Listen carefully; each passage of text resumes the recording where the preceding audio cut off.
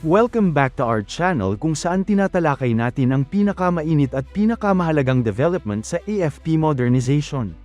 Sa episode ngayon, pag-uusapan natin ang dalawang major military developments na nagpapakita kung gaano nakalaki ang pagbabago sa strategic environment ng Pilipinas. Una, ang massive French military participation sa Balikatan 2026, kabilang ang amphibious warship at modern frigate ng France. At pangalawa, ang joint patrol at live drop exercise ng Philippine Air Force kasama ang US B-52 strategic bomber sa West Philippine Sea, isang napakalakas na signal sa rehiyon.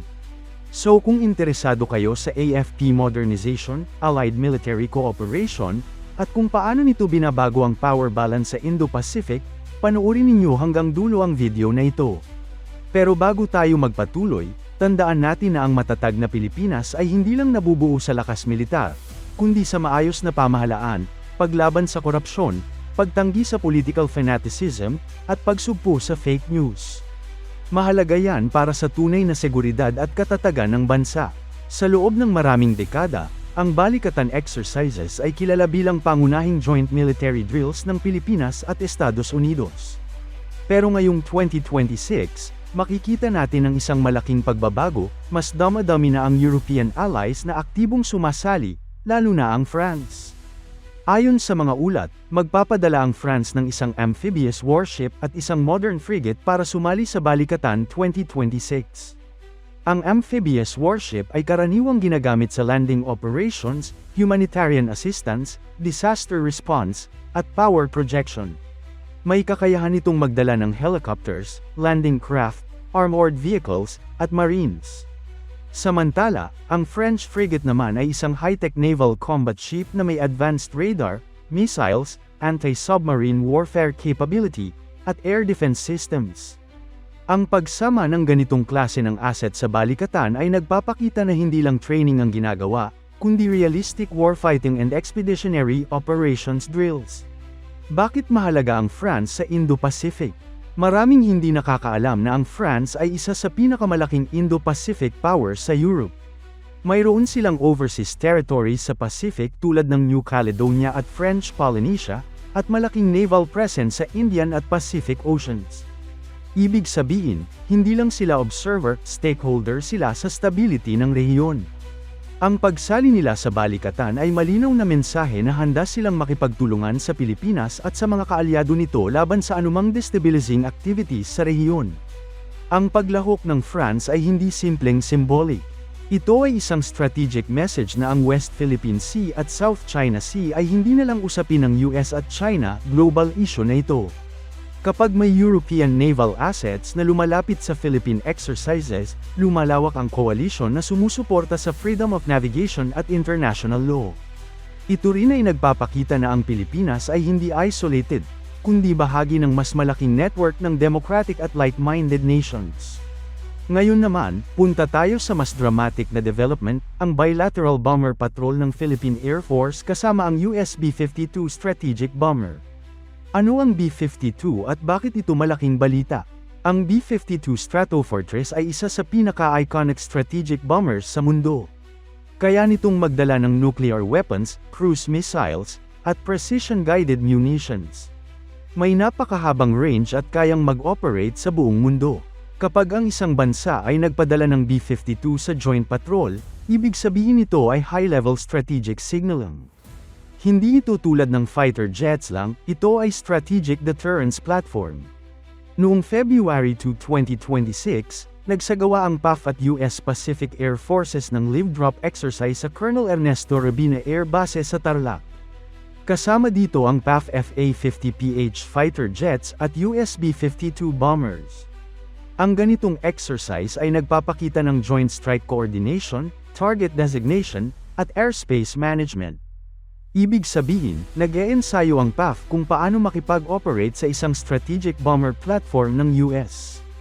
Noong February 4, nagsagawa naman sila ng air defense scenario over the West Philippine Sea.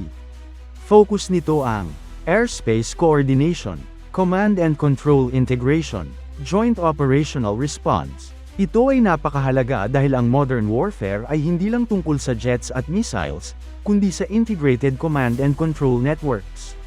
Kapag marunong makipag-integrate ang PAF sa US systems, tumataas ang kanilang operational effectiveness ng maraming beses. Noong February 6, nag-culminate ang exercise sa Joint Bomber Air Patrol over the West Philippine Sea at Luzon Strait. Ito ang pinaka-critical na bahagi ng exercise dahil directly itong ginawa sa contested area. Ang Luzon Strait ay strategic choke point sa pagitan ng South China Sea at Pacific Ocean. Ang presence ng B-52 sa area ay nagpapakita ng commitment ng US at Pilipinas na protektahan ang freedom of navigation at regional stability. Isa sa pinakamahalagang epekto ng exercises na ito ay interoperability. Kapag magkasama nag-e-ensayo ang PAF, US Air Force, at ibang allied forces, natututo silang gumamit ng parehong procedures, communication protocols, at battle management systems. Sa real-world conflict scenario, seconds matter. Ang interoperability ay maaaring mag-decide kung sino ang mananalo o matatalo. Ang joint patrol kasama ang B-52 ay may psychological at strategic deterrence effect. Kapag nakita ng potential adversaries na kayang mag-operate ng Pilipinas kasama ang US strategic bombers, magdadalawang isip sila bago gumawa ng aggressive actions. Deterrence is not about fighting wars, but preventing wars. Ang mga ganitong exercises ay nagpapakita kung bakit mahalaga ang AFP modernization. Kung walang modern radar, data links, command systems, at advanced aircraft, hindi magiging meaningful ang joint operations. Ang FA-50, Future MRF Acquisitions, AWACS, at modern naval assets ay lahat critical sa ganitong multi-domain operations. Kapag pinagsama natin ang French participation sa balikatan at US-Philippine bomber patrols, makikita natin ang big picture. Ang Pilipinas ay unti-unting nagiging central hub ng Allied military cooperation sa Southeast Asia. Hindi na lang US ang kapartner, Japan, Australia, South Korea, France, at posibleng iba pang European at Indo-Pacific nations. Ito ay isang malaking shift mula sa dating posture na mostly bilateral lamang, malamang, hindi magiging masaya ang China sa developments na ito. Ang B-52 patrols at French naval presence ay makikita bilang encirclement strategy sa kanilang pananaw.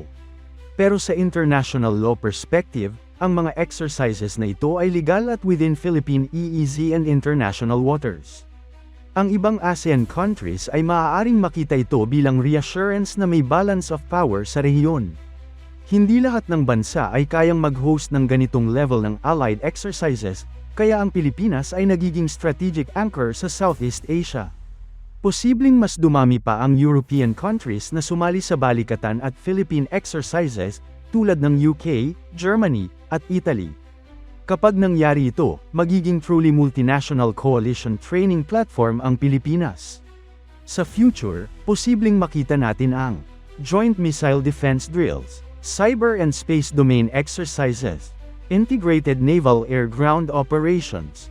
Ibig sabihin, hindi lang conventional training, kundi multi-domain warfare simulation.